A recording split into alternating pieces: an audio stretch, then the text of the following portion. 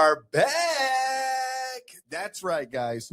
Listen, last week we had our producer. He went on a little bender.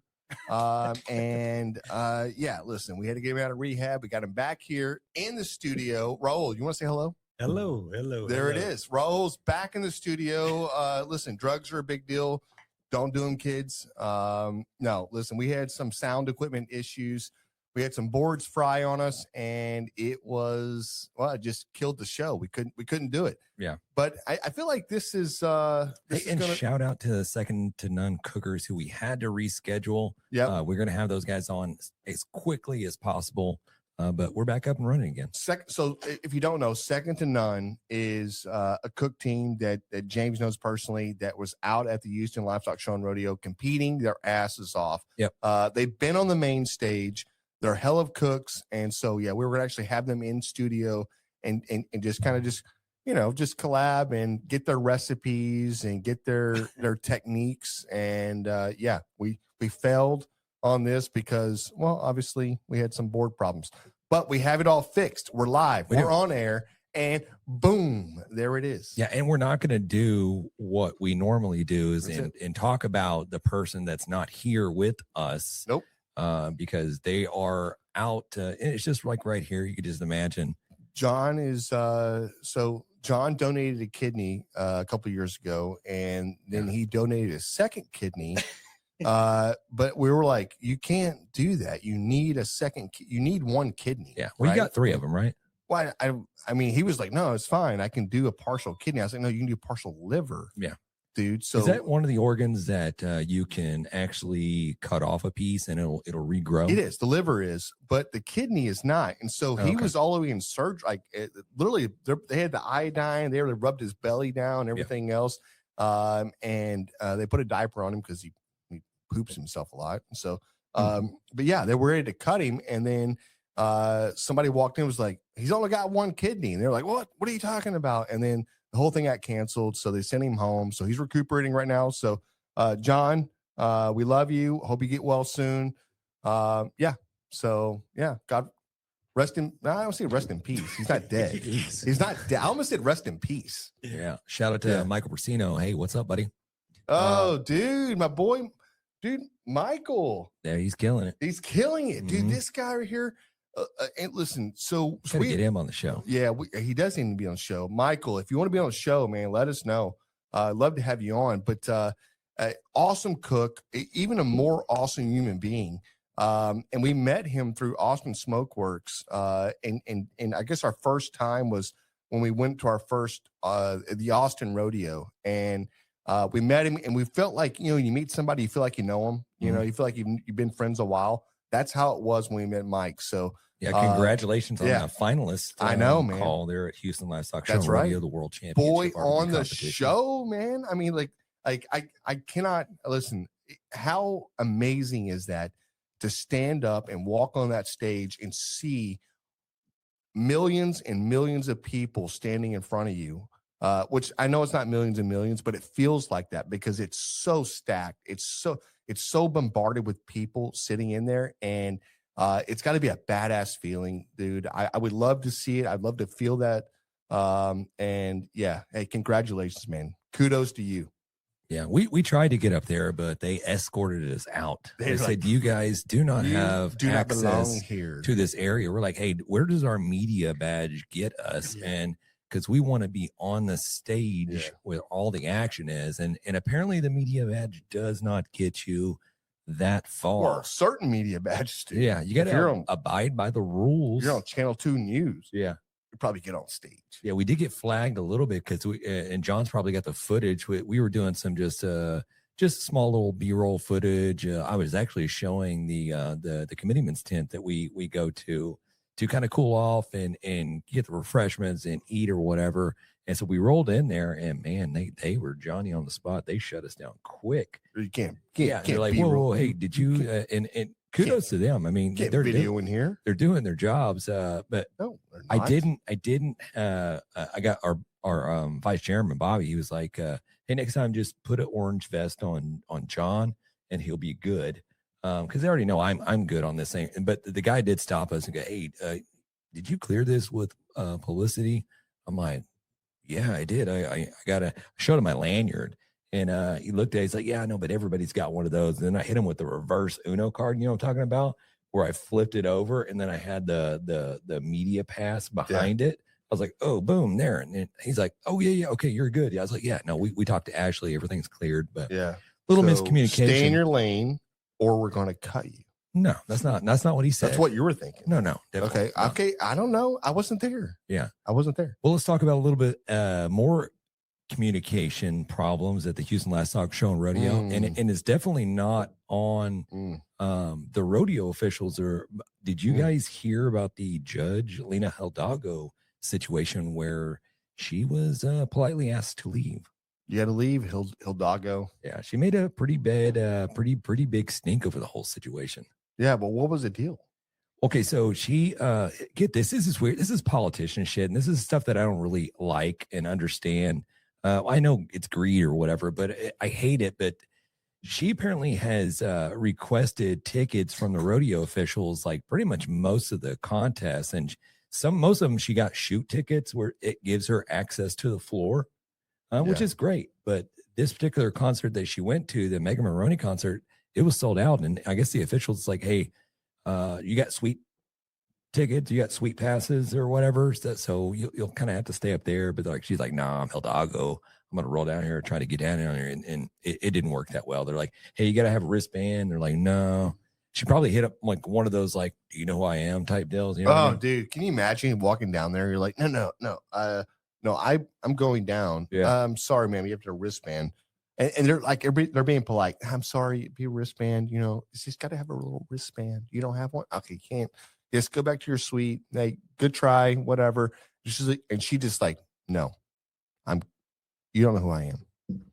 I'm coming in. And dude, every time somebody drops that line, do you know who I am? I'm like, oh, get toasted. You're going to get roasted right now. This is so good. It's not a good look for her. No. It's not, I don't think it's going to end well. I don't think it's going to play out the way she wants to play it out. You know what I mean? She's coming in with this, she got manhandled by these men.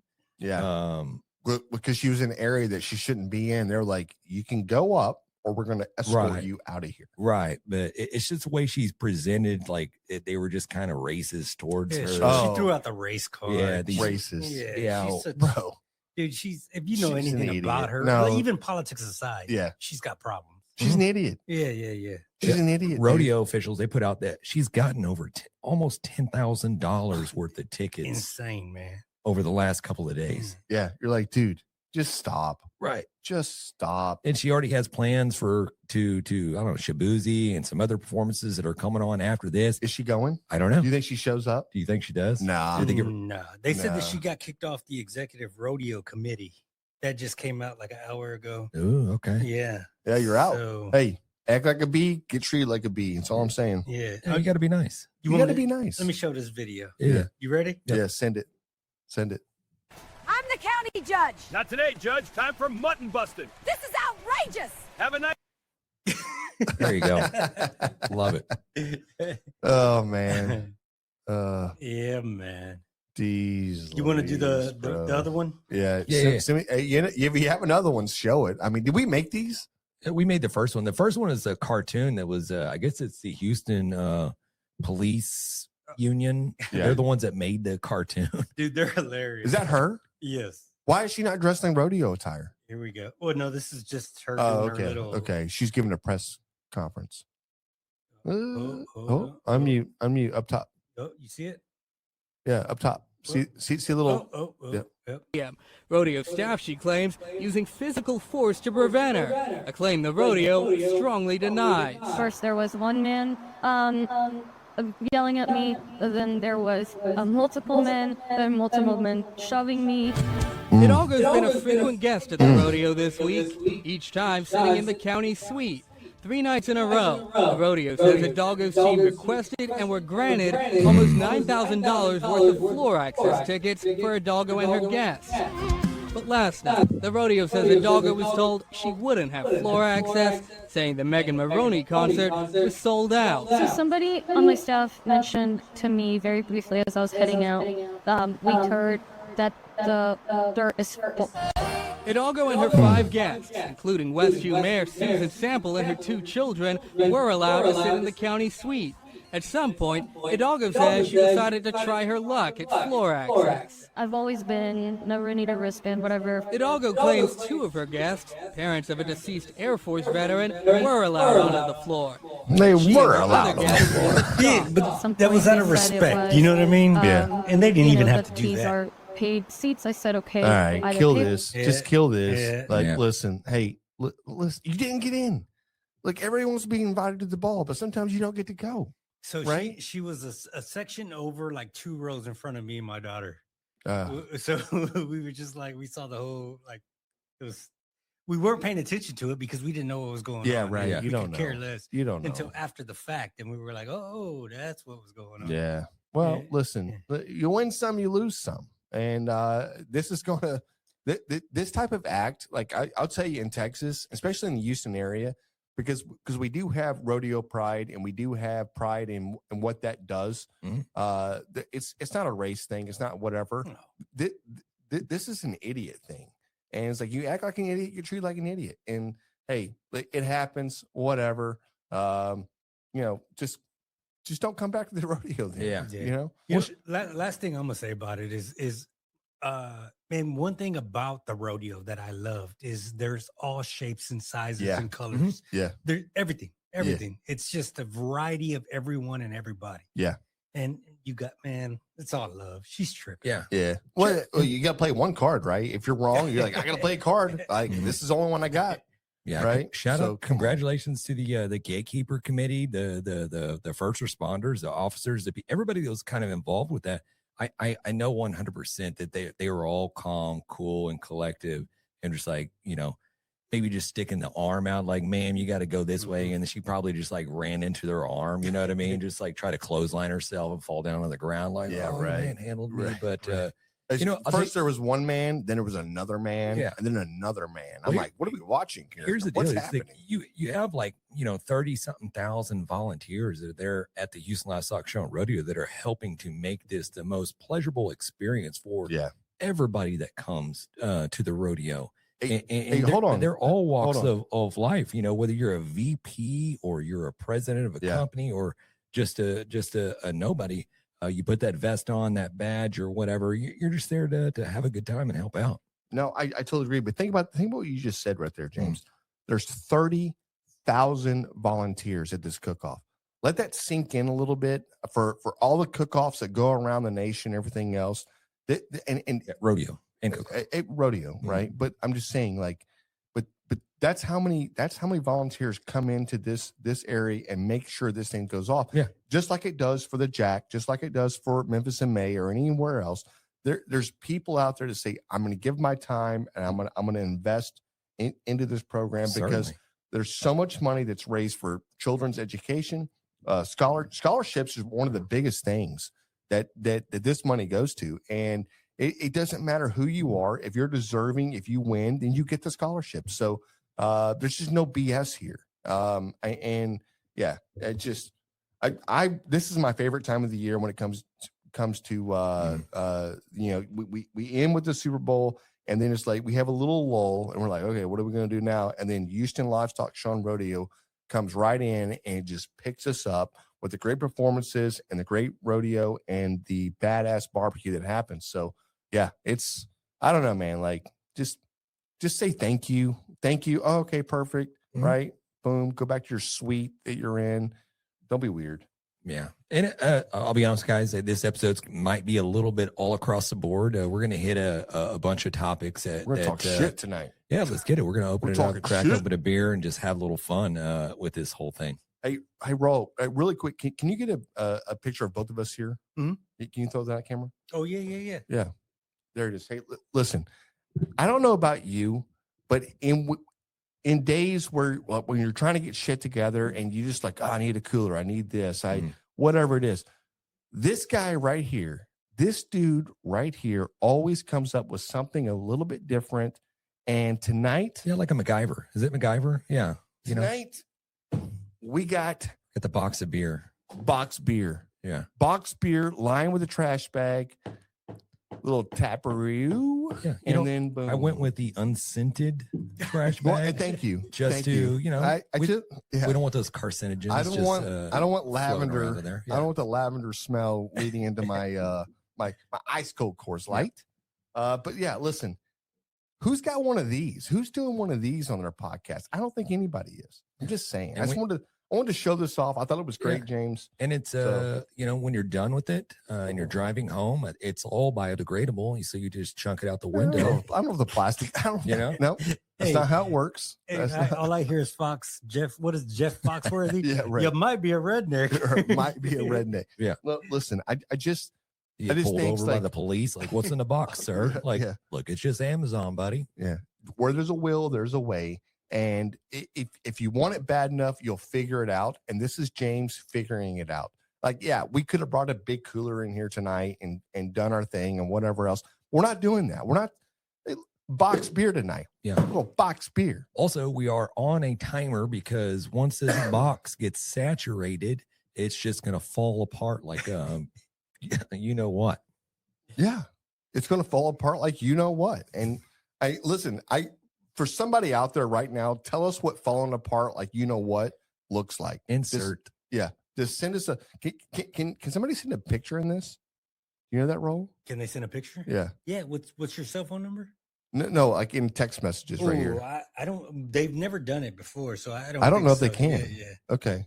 Well, they need to create that part. Yeah, you I think. ain't lying. Hey, it's a good idea. yeah, it is a real good idea. All right.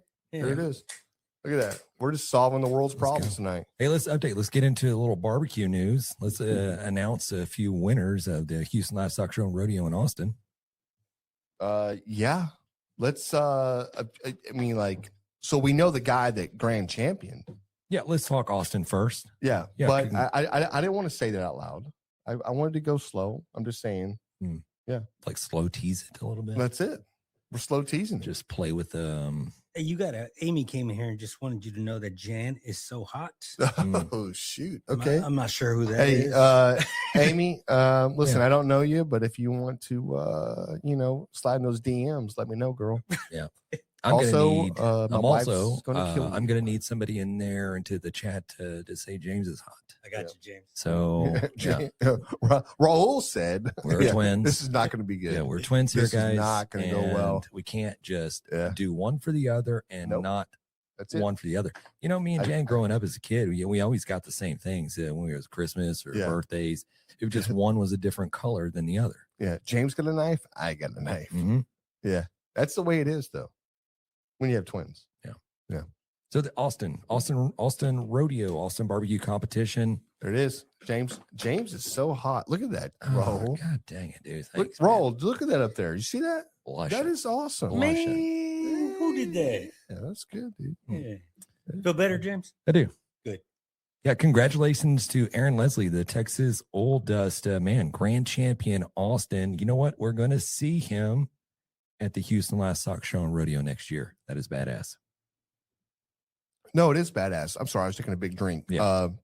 Ice cold Coors Light. No, Aaron Leslie is a hard working sumbitch. And he's out there at the Houston Livestock Show and Rodeo as well. No, he's with some other teams. We scooted all over that place when we were out there. Could not find time to get over there and see him. Yeah. Thank you, Jason. Man, we appreciate it.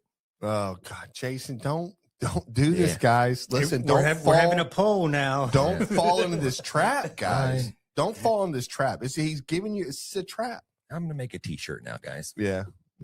Jason, Michael, miss you guys, man. I wish we were out there.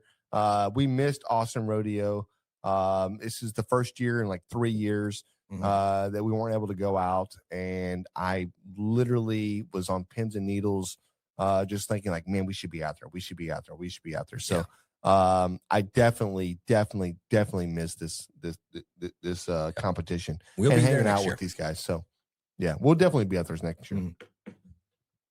But let's go back to Aaron. Aaron Leslie, one of the hardest working human beings in barbecue. I mean, guy not only runs, he's running barbecue, a restaurant. He's running a butcher. I mean, his hands are in every single thing that he can. Competition's pretty much every weekend. That's exactly right. I mean, he is hustling, and kudos to him because he's a hell of a cook. The flavor profiles he puts together. Yeah, he's got a line of seasonings and Texas oil dust injections, marinades. So remember the name Texas oil dust, which you probably have seen them out there on the shelves or on social medias and whatever else. They're amazing. He has a great setup, but the way he blends and the way he puts it together, it's good. And I think I'm not sure how many classes he does or what classes he would put on, but I would love to see something about how he blends or how he puts his flavor profiles together, because the guy's not a trained chef, but he is a one hell of a cook, and his palate is amazing. Oh, we met him, right? One time we were at the rodeo? Yep. Yeah, okay. Yeah. He's a cool dude. Master really cool dude. of the pit. Yeah. He's cool. All right, Houston Livestock Show and Rodeo, the World Championship Barbecue Contest, all jacked up, man. Yeah. Grand champion, overall grand champion. And I don't know how often it happens, but they did not win one of the categories. What? So they did not win one of the categories, but the cumulative, they had enough points to make them overall grand champion. Yeah, I think you got to change your point system then. You think so? Yeah, I mean, like if you're coming in, if it's like, if you're fourth, and fourth, yeah, I do. And I get it. I do get, no, I don't know, man. Because I get it. I understand that that's the way GCs work. And you could pop one for a fourth or a third and hit one for right, a fifth or a seventh and a ninth, and you put all three categories into that mix, and you're like, well, the guy that popped first didn't do anything in his two other categories, right? But I hit all three in the top 8 or whatever it is, tops, and that should put me ahead of them. And maybe in points it does. I just feel like that's just, I don't know. Yeah, you can't have first place weighted down so much that you can pop a first and not hit high in anything else, then you can still win the thing. Yeah. No, I totally agree. Yeah. I totally agree. Congratulations to him for sure. I say him. Congratulations to the team that knocked it out. Reserve Grand Champion was the Hardin County Go Texan. We just a couple of notable the meat categories. So we got brisket overall was Victoria County Go Texan. Number 2 was the Holy Cow Cookers, and number 3 was a bunch of swines. Ribs was Wag's Backyard Barbecue. Number 2 was Colorado County Go Texans. Number 3 was the Stockyard Saloon. And under the chicken category, we had King's Barbecue, number 1. Number 2 was Be Somebody Cooking Team. And number 3 was a Rough Rider Barbecue Team. Now, to kind of mention that King's Barbecue was the Jack Daniels winner. Okay. In championship row. Yeah. And then the winner of the ribs was Wag's Backwoods Barbecue. They were the American Royal winner. Yeah. So I've definitely heard of Wags. I didn't know the name for Kings. Yep. But Wags I've definitely heard of. Definitely been on the stages. That's one hell of a gauntlet there, to be honest with you. Mm-hmm. You think about it. Yeah, interesting to see where they fell in the other categories. You know what I mean? Because they both popped first place. All they would need was the brisket or whatever the other categories to be up there on the stage. What do you think? You have to be top 25? Maybe top 10. Top 10 for sure. Top 10 categories? for sure. Top 15 maybe. Yeah. I don't know about top 25, but I know 10. somebody that maybe can get some of these contest officials on to talk a little bit about how the scoring system worked, how the judging system worked. And it led me into, because the conversations that I've had with teams. So they changed up the boxes. It's different from what it was last year. They went to a larger box, like a 9-inch box. Yeah, I guess I'm not really sure what the the width Like of it is. something you would turn a half chicken in. Correct. Okay. Yeah. Okay. That's weird. And so now teams, I guess certain teams, I guess there's a debate all over where it's like, okay, do you turn in 2 chickens or 2 half chickens, a fully a bird to fill the box up? You just turn one in. Or do you just turn one bird in? This is your best looking bird. I think the mind frame of a cook at that moment is saying, I'm going to turn the best one that I can in, and we're going to let everybody eat off of this and be what it is, versus turning in 2 and risking that the one you didn't really care for be maybe a little drier, or maybe have a burn spot, or maybe just not aesthetically pleasing or anything else. Maybe that's a reason why. But I think for me, I would turn 2 in. Okay. Michael said there were 7 by 10 boxes. Yeah. So 7 by 10. Yeah. So here's a screen grab of Holy Cow Cookers turning in their brisket, which I'm learning. I think it was Fred Robles. I think Rio Valley Meats is who cooked the brisket for them. Yeah. Is there any way to blow that up a little bit, Raul, so everybody can kind of get an idea? No, that's good. Yeah. All right. So right there, you can see which side. Wait. So they're turning in with the. Normally, when you turn brisket in, it's the parallel. It's parallel to the hinge. Yeah. Right. Your brisket is, so it stacks going towards you. Right.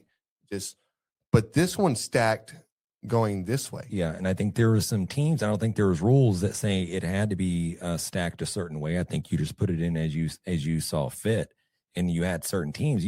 Obviously, when some of these people do these competition briskets, their briskets are probably smaller than this 8 by 13 piece of paper, and then once it shrinks down, it's even smaller than that. So you get maybe 8, 9 slices out of it. Yeah, that fills the box. That fills the smaller boxes. So you put one of those in one of those large containers. It just seems. Did the judges, did they knock that a little bit? Did they see? I don't know. Because I mean, you look at his is just kind of stacked up, filled to the brim, all the way wall to wall, and it looks great. Amazing. You're like, man, was that just? Did that separate me from getting up there? Those few minute points, because when that judge opened my box up, say you got on the same table. Yeah, so he goes, that's a 10. Yeah. That's a 9. That's a 9, 8. Yeah, I totally see that. So I think there were questions about how many ribs you put in a box, how many slices of brisket you put in a box. Do I just put in 1 half chicken? Do I put both halves in there? Yeah. A lot of questions. And I think I kind of used to, that Go Metro, Go Texan side over there where our buddy second to none cookers, and there's a lot of hell of a cooks that are sitting on that row right there. And usually you see them kind of finish a little bit higher in what they did. And I know they're Houston finished, I think maybe top 30, somewhere in that range. Yeah, boy, Alex Castro. So I don't know. I don't know if there's questions. Yeah. So, and we'll get Charlie on probably here in a week or 2 or however long, because I'm sure everybody's kind of got questions, and discuss how they did, and whoever else we can get. Michael, I see you in there with the knowledge of letting us know what's going on. Well, that's the thing, though. I mean, like, if every cook-off that you go to that's sanctioned, they're very specific of how they want the meat. Right? Here's your box. Yep. I want the meat to go parallel with the hinge of the box, which means it goes across the box, and we want 9 slices. Yeah. Right. Some cook-offs you go to, we want 7 slices. Very, very few times do you go to a cook-off and they go, fill the box as much as you want. And those cook-offs, I think it hurts the game a little bit, because it's too subjective, and then you're left with like, well, I gave you the 7 that you wanted, or I gave you the 9 that you wanted, but a guy that went through and filled from corner to corner all the way through and gave you 13. Yeah. All of a sudden, you fill the box. He's all of a sudden, his appearance looks better. Yeah. Right. And the appearance is just maybe 2 points or whatever it is. But those 2 points are what would have added up to a 10-point scale. So it's like, dude, Just tell me how many freaking slices to put in the box. Yeah, Like, maybe it's not he's that hard. Maybe he's thinking, man, I'm gonna take a little bit home with me. You know what I mean? Yeah. There's gonna be a little left over in this box. I'm gonna Yeah. be able to. Man, you got an extra point, man. Let me give you an extra Hey, point. let me give you an extra Another thing was You extra point. Got you one. the foil. I don't think they called for foil to be put in these boxes. And there was questions like, do you foil or do you not foil? Yeah, listen, you don't foil. If they didn't provide the I'm foil, sure there were teams if they, that did it, and if there were they teams that did didn't. not provide the foil, you don't put it in the box. And that's a rookie move. And like, don't overthink the crazy shit, because it's like, yeah, I get the last 30 cook-offs you did all year. The contest provided what you needed. You only turn in what they provide. Now, if they say garnishing's allowed, then yes, you can do whatever you want at that point. But I'm just saying in general, if there's no garnishing and there's no foil, you ain't doing it. It's not even a question. Yeah. Right? Yeah. But you have teams. But if it's something you're used to, Yeah, but that's what I'm saying. You have teams like, man, over the last year, I've never not done this. Yeah. Do I need to cut a sheet off? And it's like, do I need to do it myself? Like, yeah, I totally get it. Yeah. It just causes confusion. That's why the rules need to be set in place of what's expected. This is what we're providing. This is what we want. And you run that route versus letting it be subjective, letting somebody else try to figure it out, right? Because they can't go run up and ask you, right? They're cooking. And it's like the person they're going to ask, they're not going to know. Like there's no communication happening at that point. The competition is the competition. And that just sucks.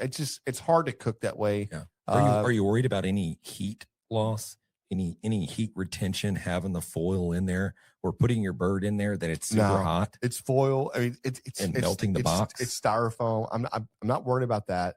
I don't think that's an issue, because it basically closes the lid. It encapsulates the protein or whatever else. Yeah. If anything, I do think the more protein you add to it, the longer your food stays warm. That is true. That's what I think. That is true. So Fred threw a whole box of just warm ass brisket in there. Yeah, that's 15 slices in there. That's gonna stay that a little dude bit had warmer. 15 slices versus your 7 slices, which is the minimum you turned in. Did he cook a whole brisket, or did he cook 2 small briskets and just stack them in? No, I think that was an end to end, because you look at those slices, they're all like, it's all perfect all the way down. I think that's one whole brisket or one whole flat that he turned in. It looked close to 15 slices. I didn't count them.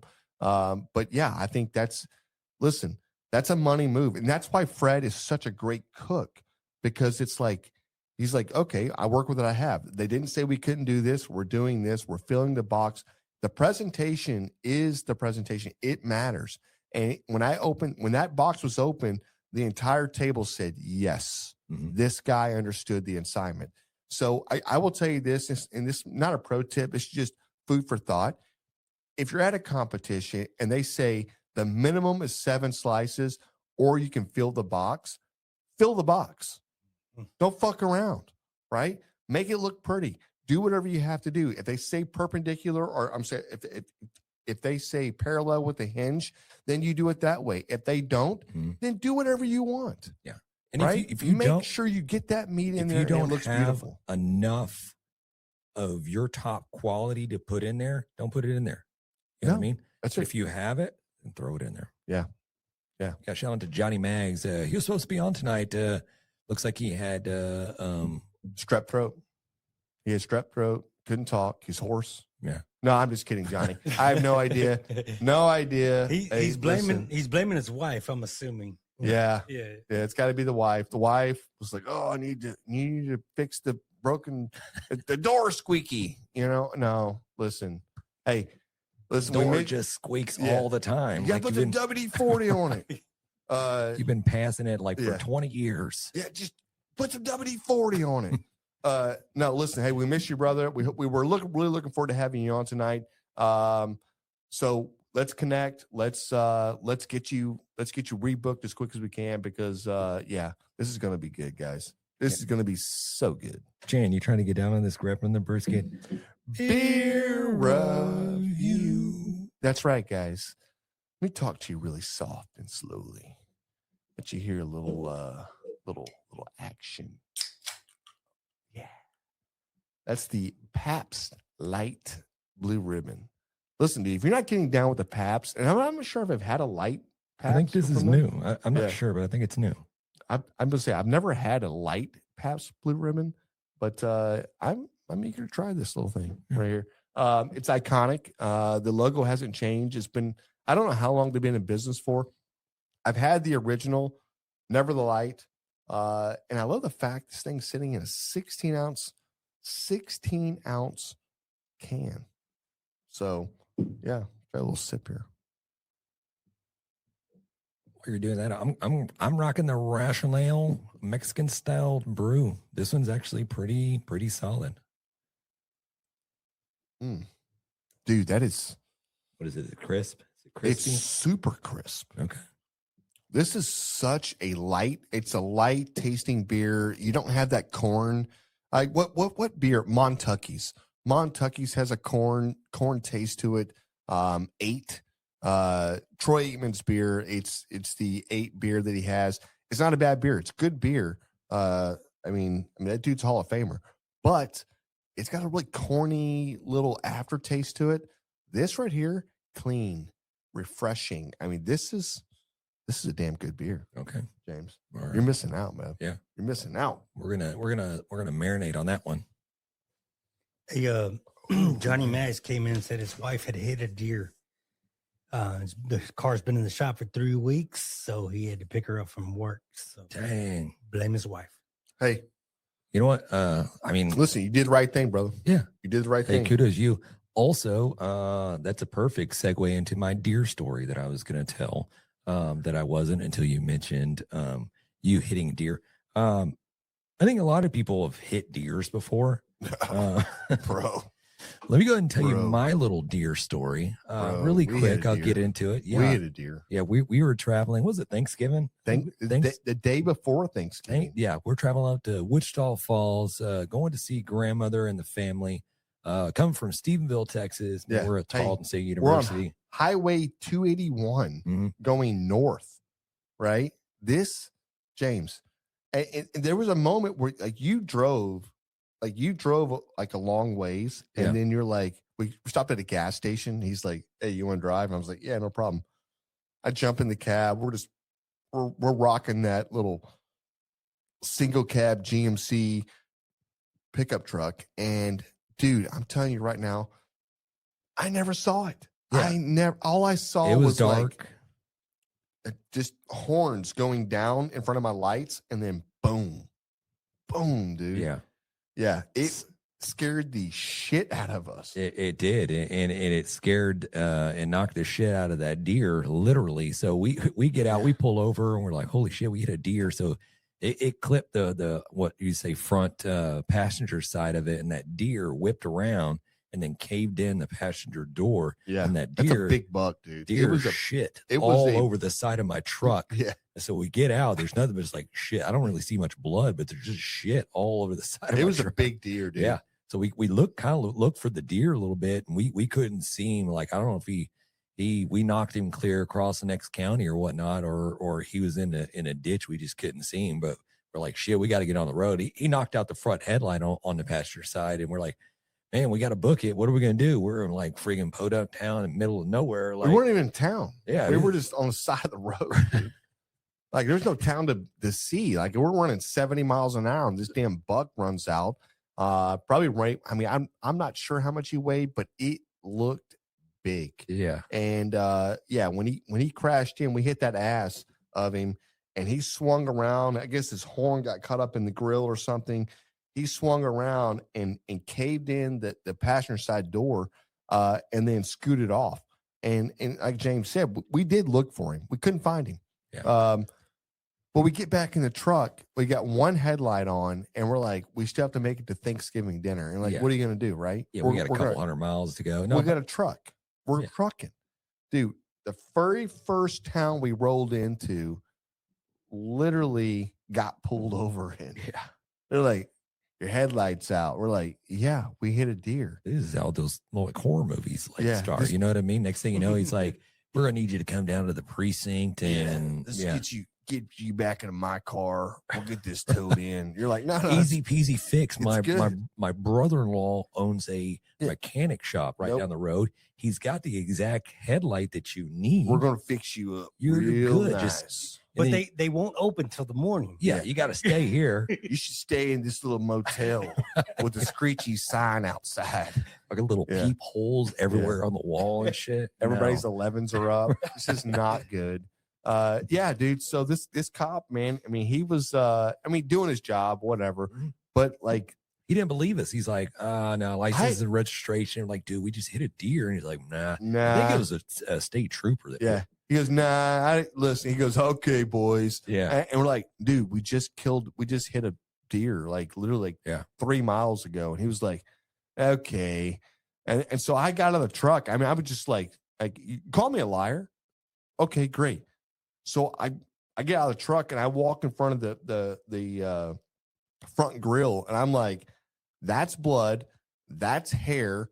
And I walk down the side of the vehicle and I go, and that's shit where he shit all down the side of the vehicle. Yeah. And the guy goes, damn, you hit a deer. And I go, yeah. He goes, how far back? I said, about 3 miles. That motherfucker got in the He took car off. and just turned around and Yeah. started hooking it back. I'm like, let's get the hell out of this town, dude. Let's get the hell out of this town, dude. We're out of here. You think he was calling his wife on Yeah. the way there? Honey, Baby. we got dinner. Yeah.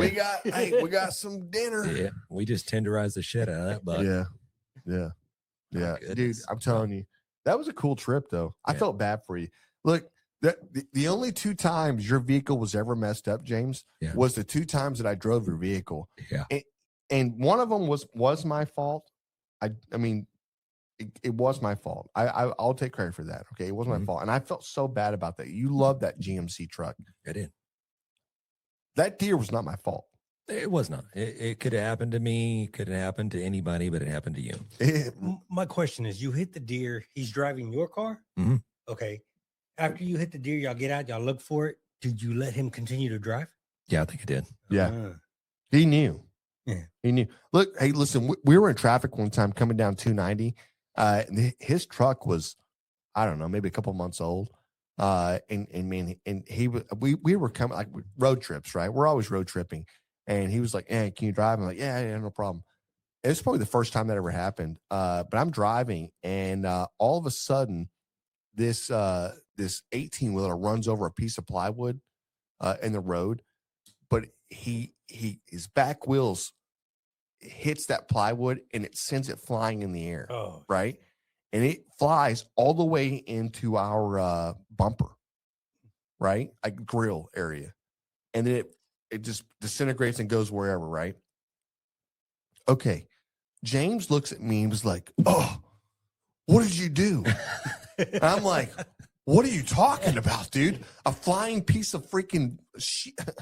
What do you want me to do? Like, dude, we are in traffic. Like, yeah. But James, just that look you gave me, I still remember that look. You were pissed, dude. Yeah, man, You're- you can't dodge it. No, dude, no. Hey, people are around me. You mean just hit somebody else, get away from that plywood? Yeah, you're in a major accident now. Like, no, I'm not doing that. So yeah, I don't swerve for animals, and I'm not swerving for plywood. Okay, not happening. Not on my watch. Yeah. Well, it sounds bad, but Beautiful. I'm not How's that killing beer it. treating you? Dude? Beer is really good. Mhm. Really, I mean, I feel bad that I opened that one because I got to drink this one now. But yeah, beer is tasting delightful. Okay, we'll get into really quick, and we're going to get into a lot more the World Championship Barbecue Competition. Actually, I think they call it the World Champion Barbecue Contest. They do. Next week when John gets back, we'll dive deeper into it. But I do want to ask you, what are your thoughts? And everybody does it there because it is a big, huge corporate event, and you have these lifelong team spots that they pass down to their families, and their families pass it down to their families. So it's very difficult for your average competitor to get in there and compete. These teams will bring in what I call ringers. to compete for them. Yep. So you'll see like these gentlemen or ladies get up on the These stage, gentleman colors. and they may not be the ones that actually cook the meat. What do you mean? What, say it again? The people that get brought up onto the stage there at the World Championship barbecue competition. They're probably not. They're more likely probably not the people that did the actual cooking of the competition proteins. What are your thoughts about that? So I will tell you right now, like, and I've been asked a couple of times to cook for Houston, right? For a couple of various different organizations.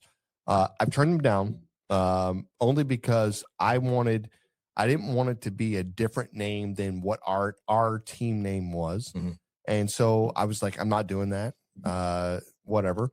But I did think to myself, if I did do that, right? If I did say yes, I wasn't going to, I was like, if we pop this, I don't care if you go on stage, I'm going to go on stage and I'm going to accept this trophy. I know you spent $250,000 and I get it. Yeah. Right. You've earned it. You've earned to be on stage. Right. But you didn't do this. And so that would be the stipulation that I would make with whoever's contracting this thing, saying, if this pops, I'm going on stage. Yeah. I know it sounds whatever, but it's like coming from a cook, coming from a guy that's been doing this for 25 years, competing and running various competitions. That is what we do. And I wasn't going to have that taken away. I didn't want, and honestly, I think a lot of these corporate sponsorships come in as like, they just act like you're just the cook. Get out of my way type deal. That wasn't going to happen to me. And I was like, I'm not going to do that. So that's why I've never really said yes to it. But yeah, those would be my stipulations. I've seen some of the stuff firsthand. So, the committee that I'm on, Beverage Stands, is set up right in front of the Miller Lite Garden stage where they do the announcements, and everybody in the crowd is just butted up next to where we're selling the beer. And I've seen like one year where Robert Smith was 2 feet from me. And they announced, I think it was first place Brisket, and he jumped up with all this just joy and excitement.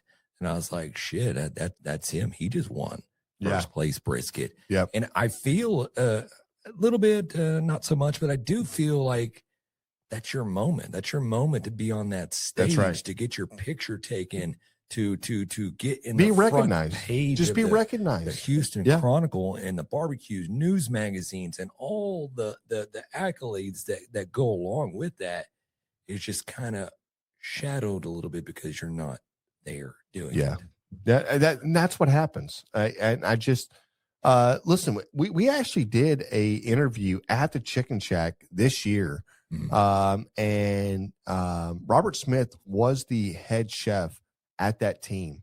And it was a candid interview. I'm not going to talk too much about it. I'm not sure how much I want to show of that interview, to be honest with you. Yeah. I thought it was a good interview. I just, guys know guys, and guys talk a little smack about each other and whatever else.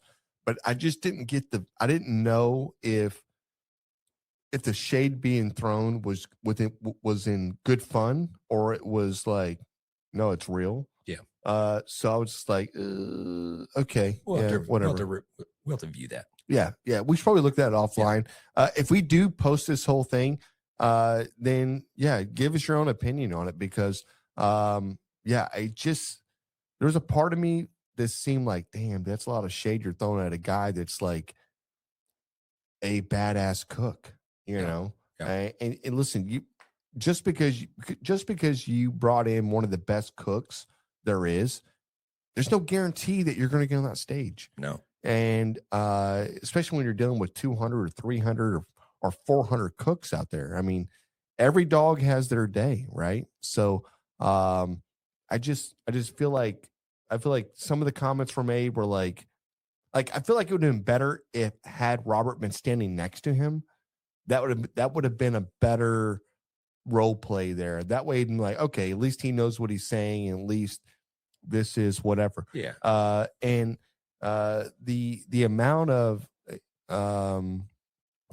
like, I guess just the sternness of what was happening, like this will happen or this will happen. I'm like, dang, dude, this dude's ready to like, not go forward with honestly, Robert Smith. And I'm like, if I had a team at this cook-off and Robert was like, hey, you want me to come help out? I'm like, dude, are you kidding me? Yes, please come out.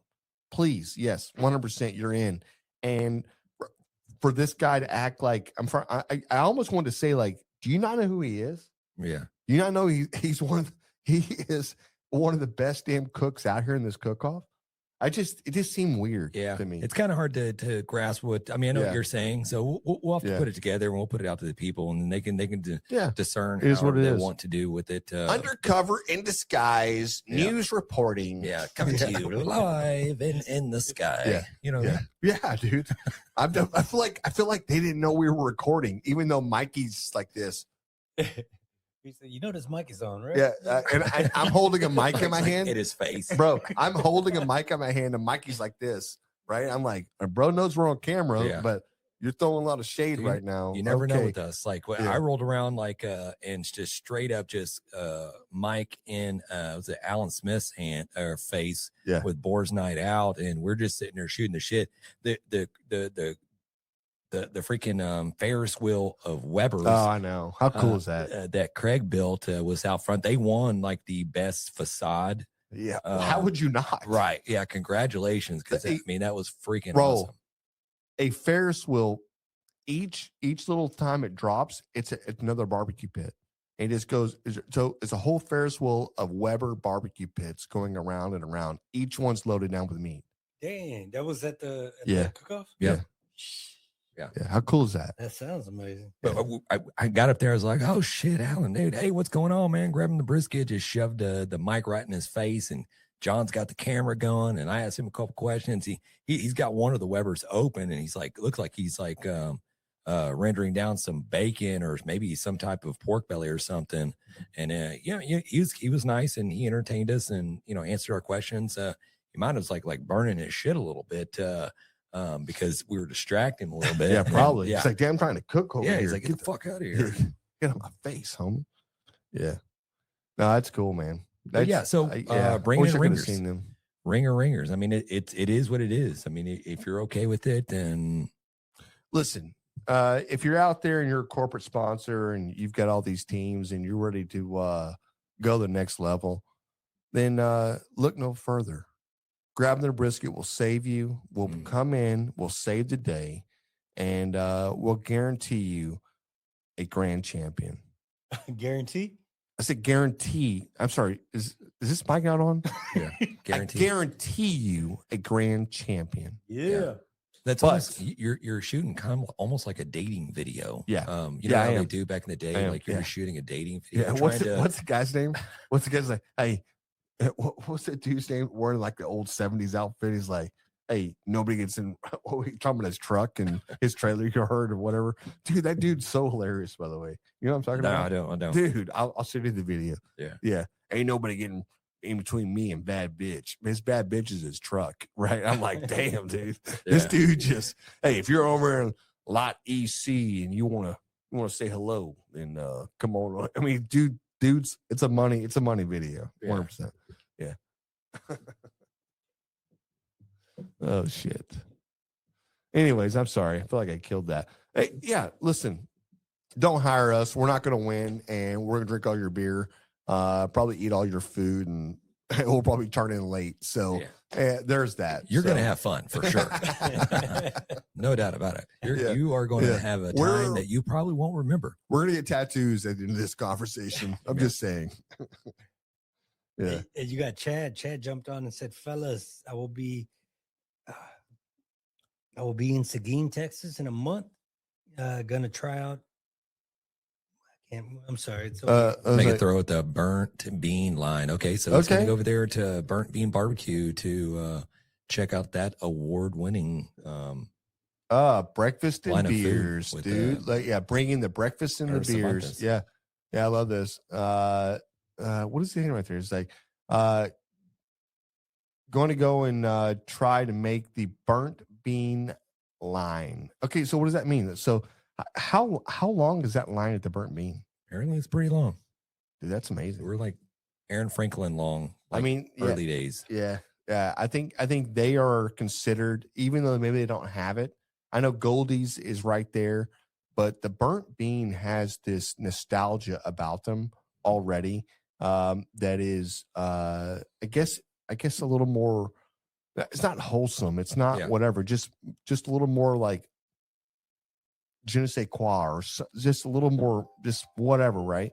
But yeah, I think taking down the number one spot. Yeah.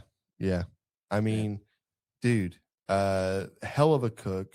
And if you watch his whole story, you can't help but like the guy. You can't. You root for him, and yeah, that's amazing. That's awesome. All right, do you want to get into a little score of that grabbing the brisket beer review? Yeah, I do. This may be my next go-to beer that I buy at the store. Yeah. Okay. Yeah, it's a light beer, and I've always been a light beer drinker. It wasn't until we started doing a podcast that I even got into drinking IPAs or drinking a craft beer or anything else. This beer right here, all day long.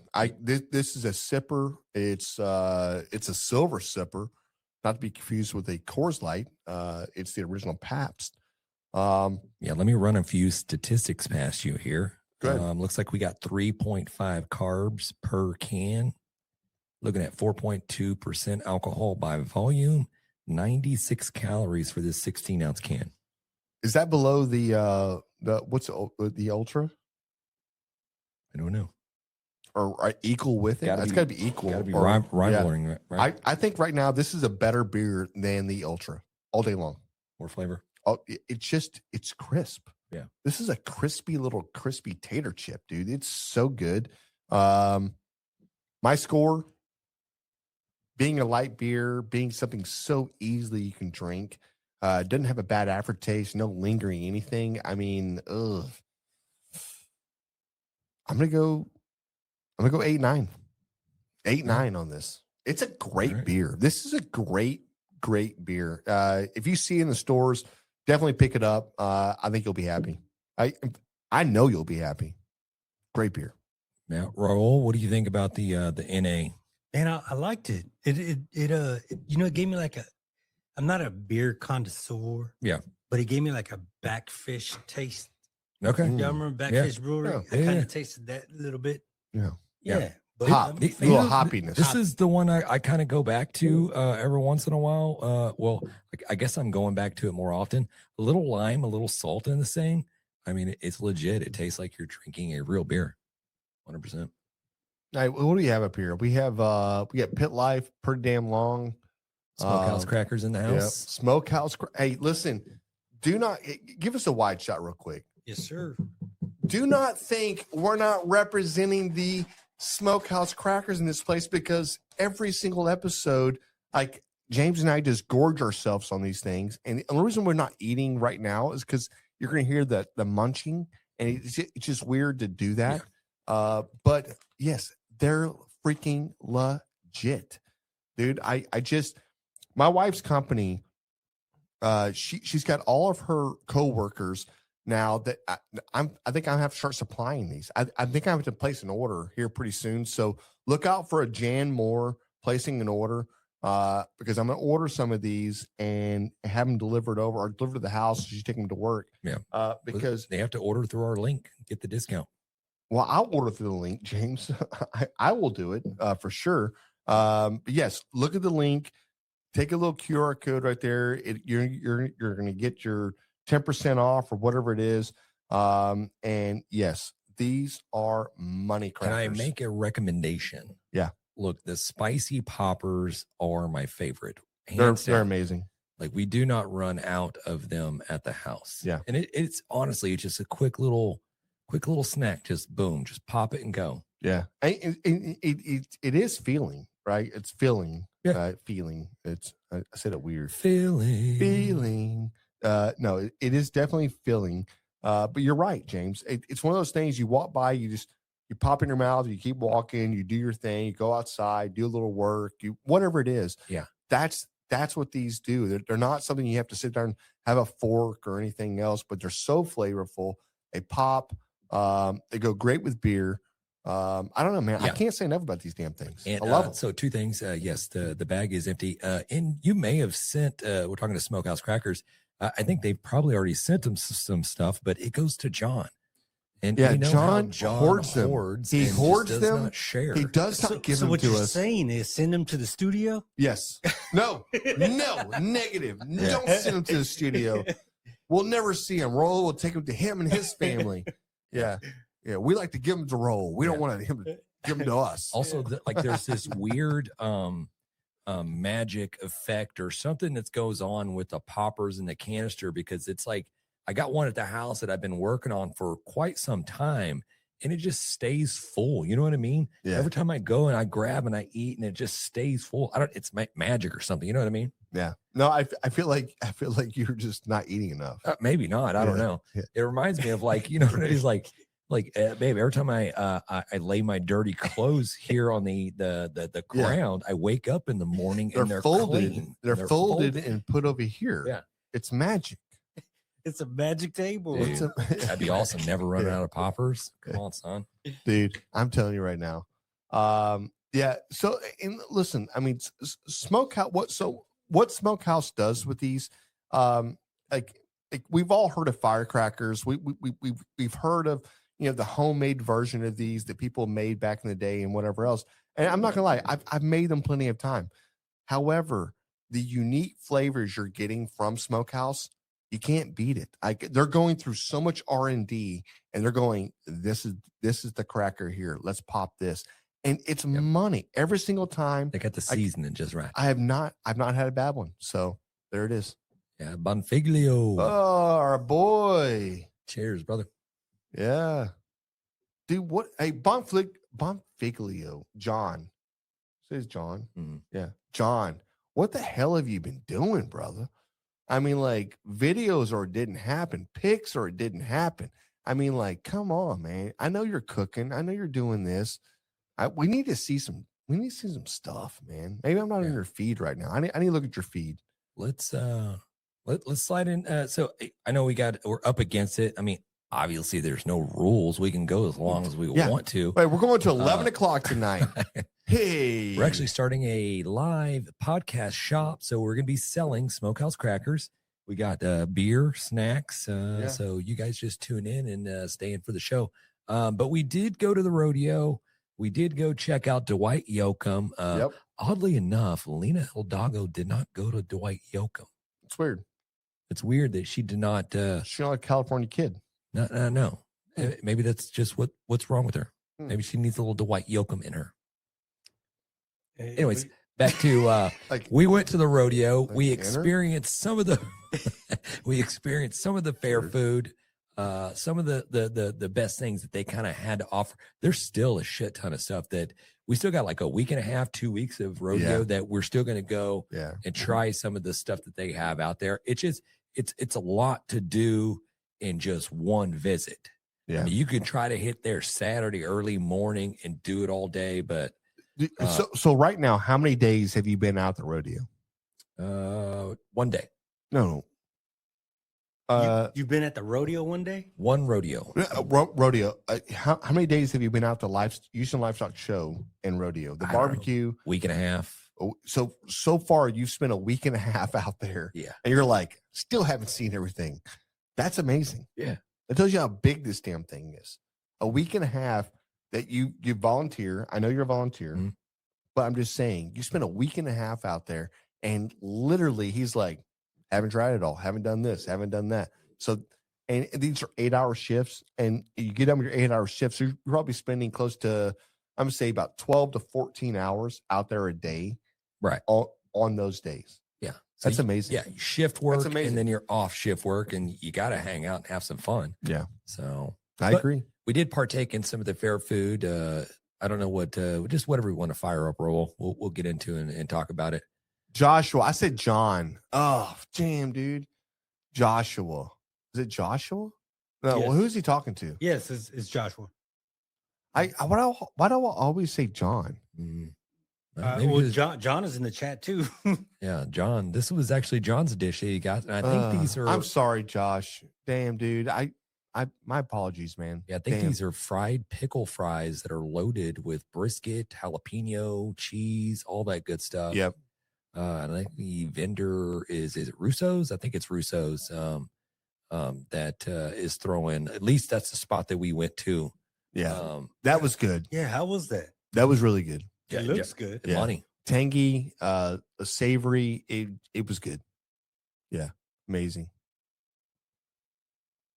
This is the That's the the Wagyu bacon jam sliders. bacon jam Yeah. sliders. Yeah, Solid. Apparently, and this is one of the knocks that I have. Apparently, they don't do alterations. Substitutions. You can't I substitute. can't do cheese, and I didn't know it had cheese. And I'm going to talk a little shit because there is no picture of the slider having cheese on the thing when you go order it. So how am I supposed to know, Russo? Yeah, And you know these Paul. items won gold buckles there, so they're legit. I was able to They're scrape good. some of the cheese off and get into and taste some of the bacon jam. That's that pork belly right there. Yeah, that's that bacon wrapped cotton candy. No, it's not cotton. Is it cotton It's candy? cotton candy. Damn, That's right dude. there, man. Cotton candy wrapped bacon. Okay, I bet it's good. It was legit. I mean, it just candied bacon. Yeah, Can't go wrong with that. I don't know what that is. Only thing I do. What is that? Obviously, let's Oh. back it up. Let's back it up. a Oh, little my bit. bad, my bad. Yeah. my bad. Okay. You know, obviously you got the hot bacon, the cotton candy. It melts the cotton candy immediately. And so there's a video of me eating this damn thing. I don't want to show it.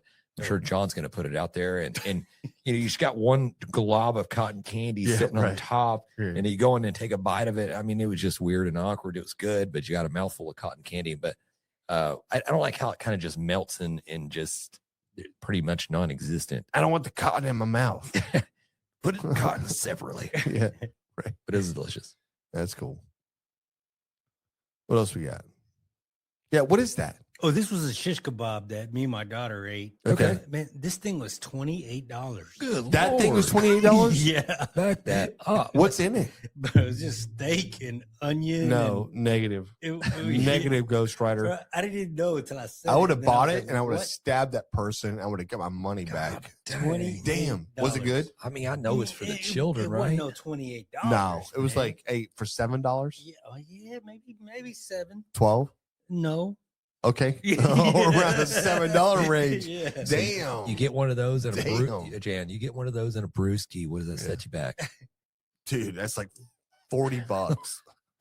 Dude, I'm telling you right now, James got me good.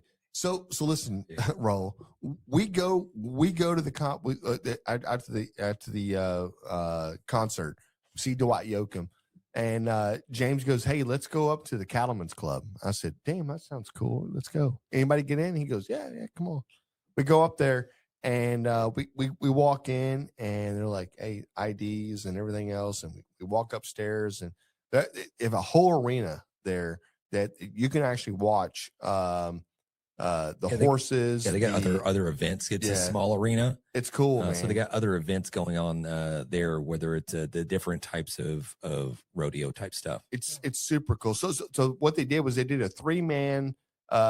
It's calf, not a calf roping, but they do rope a calf, but it's more about steering a calf, Like herding. and herding. Dude, it was cool, right? Go in. We ordered. They got a club that overlooks the whole arena. Yeah. Dang. So we go in and we order four beers, and life is good, man. I look over, I'm like, oh, they're like $22 or $24, and James was like, boom, I got this, guys. I'm like, all right, cool. We walk outside, and now it's like, I need a beer. Hey, you need a beer? Need a beer? Hey, 4 beers, $54 for 4 beers. I looked over and I was like, can we go back to Cattleman's place? I need to go back to the Cattleman's place. Yeah. Right. So we bebopped around, but our tickets, and John, I don't know where you got these tickets from. Thank you so much, John, so John bought us tickets. And and we had a club level Dwight Yoakam. When you get to that level, you don't pay the same prices that the poors can't pay. You know what I mean?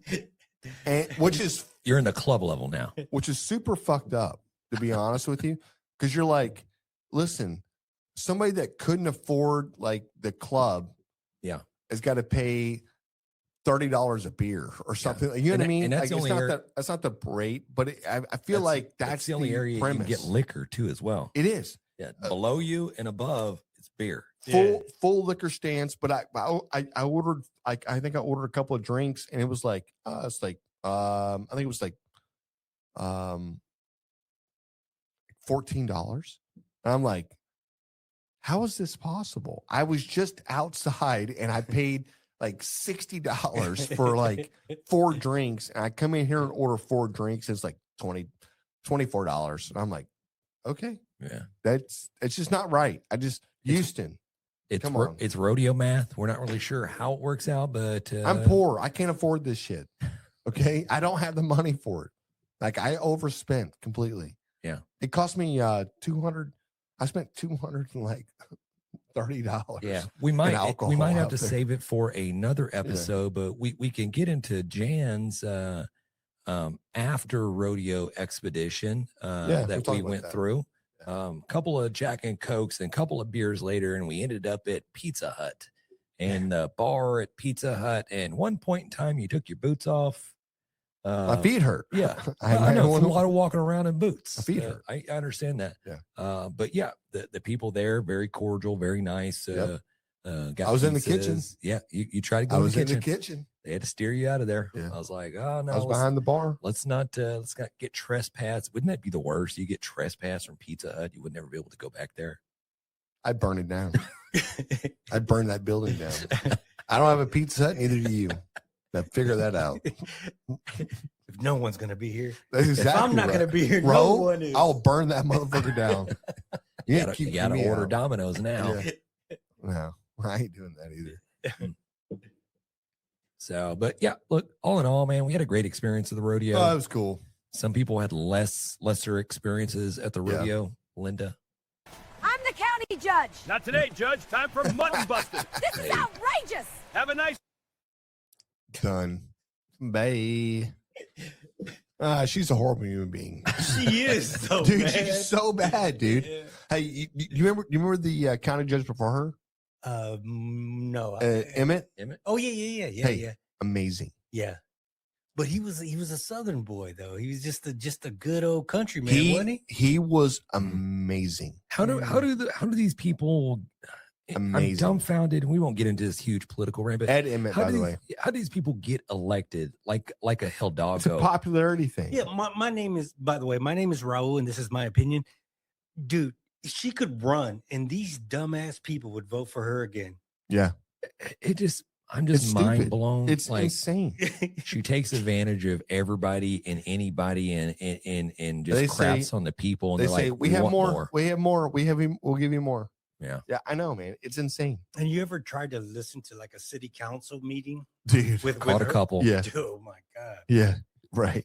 You're like, Yeah. you Problem is that she's just too smart, man. We just don't understand yeah. the way Right. things should work. Yeah, And right. I Like, think that's what it is. I will tell you right now, a small brain can't comprehend. bro, I watch some of these and I'm like, you get paid for this? Yeah. And- Like, if and you do, a lot. if you do, I'm like, maybe I should run. Yeah.